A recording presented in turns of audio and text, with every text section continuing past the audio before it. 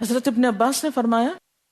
کہ گانے اور مزامیر اور لہو و لعب کی آوازیں یہی شیطان کی آواز ہے جس سے وہ لوگوں کو حق سے دور کرتا ہے. یہ تفسیر قرطبی میں لکھا ہوا ہے. تفسیر قرطبی ہی نے کہا کہ اس سے معلوم ہوا کہ مزامیر اور یہ تمام چیزیں شیطان سے تعلق رکھتی ہیں. اور آپ دیکھیں کہ سب آوازوں میں سے زیادہ اٹریکٹ انسان جس آواز کی طرف ہوتا ہے وہ سب کو معلوم ہی ہے کہ کسی بھی چیز کو چھوڑنا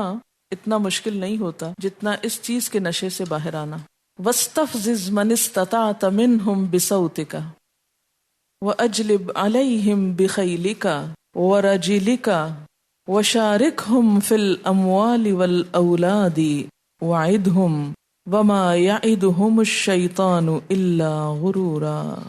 تو اس آیت سے کیا پتہ چلتا ہے کہ شیطان کو انسان کے بہکانے کے لیے خاص طور پر جن ٹولز کی ضرورت ہے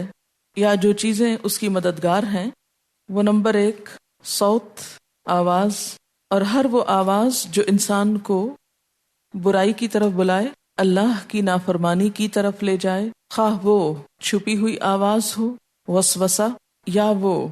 موسیقی کے آلات ہوں، یا وہ کسی اور قسم کا لہو و لعب ہو. یعنی صوت میں یہ غلط فہمی نہ رہے کہ صرف موسیقی ہے، وہ اس کا ایک حصہ ہے صرف. مراد اس سے جامع طور پر کیا ہے کہ ہر وہ آواز، خواہ وہ کسی انسان کی ہو اور پیورلی نثر میں ہو، خواہ وہ اردو میں بولی گئی بات ہو یا ایون عربی زبان میں ہو، اگر اس آواز کے نتیجے میں، اس پکار کے نتیجے میں انسان خدا کی نافرمانی کا ارتکاب کرے تو وہ سب چیزیں اس میں شامل ہیں. مثلاً بعض آوازیں موسیقی نہیں ہو سکتی یا وسوسہ بھی نہیں ہو سکتی، وہ ایسے نعرے ہو سکتے ہیں جو انسان کو خدا سے دور کر کے شیطان کے رستے پر لے جانے والے ہوں.